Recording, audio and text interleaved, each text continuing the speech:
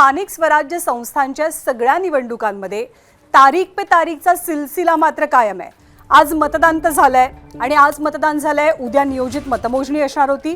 त्यामुळे सगळ्याच पक्षाच्या कार्यकर्त्यांनी ज्यांना ज्यांना विजयाची खात्री आहे त्या सगळ्यांनी सेलिब्रेशनची तयारी पण केली होती।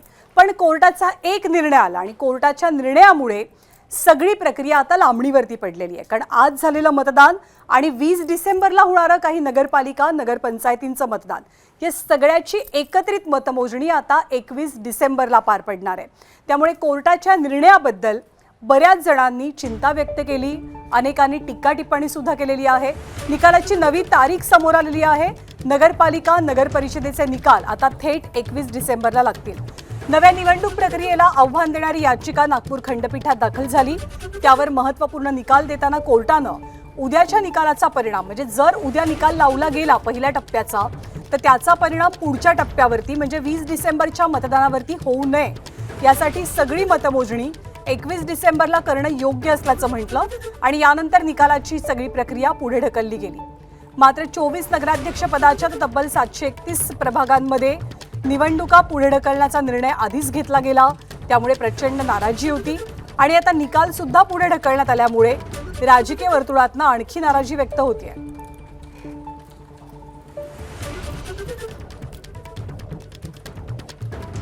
जरी आजचं इलेक्शन झालं पोलिंग तरी त्या सगळ्या याचे निकाल जे आहेत ते 21 तारखेला घोषित होतील।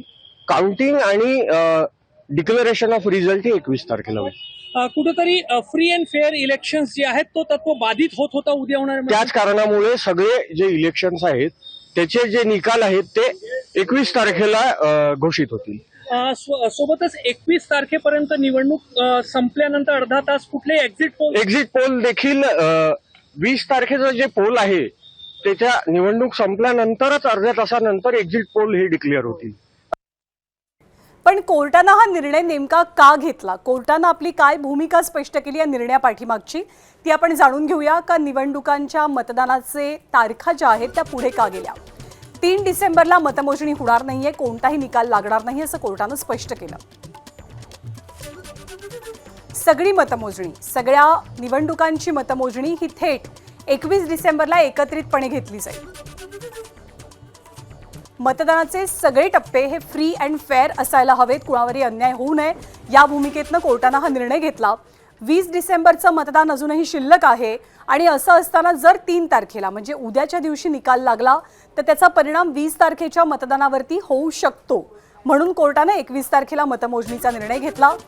लोकसभेला वेगवेगळ्या टप्प्यांमध्ये संपूर्ण देशभरात मतदान पार पडतं आणि एकच टप्पा झाल्यानंतर लगेचच काही त्या टप्प्याचं मोजणी जी असते ती पूर्ण होत नाही। अगदी त्याच रेफरन्स देत कोर्टानं ही बाब नमूद केली आणि ही निवडणूक म्हणजे पालिका आणि पंचायतीची निवडणूक 2 टप्प्यात असं समजा आणि थेट 21 तारखेला निकाल 21 डिसेंबरला निकाल अशी भूमिका कोर्टाकडनं स्पष्ट करण्यात आली। राज्य निवडणूक आयोगानं हे स्वतःच करायला हवं होतं असं म्हणत एक प्रकारे निवडणूक आयोगाला कोर्टानं फटकारलं सुद्धा।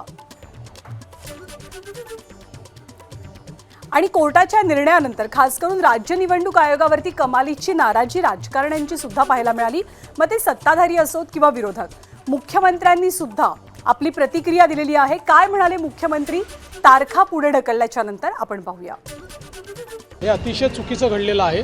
ठीक आहे, आता मी त्याच्यावर अधिक बोलणार नाही। या संदर्भात माझी पर्सनल नाराजी ही मी कालही प्रगट केलेली आहे आणि ती कायद्यावर आधारित आहे। माझी काही इलेक्शन कमिशनवर नाराजी नाही आहे, माझी नाराजी कायदेशीररित्या होत नाही याच्यावर आहे। केवळ 24 ठिकाणी निवडणुका व्हायच्या आहेत म्हणून 284 पैकी सगळी मतमोजणी पुढे करणं हे मला तरी योग्य वाटत नाही।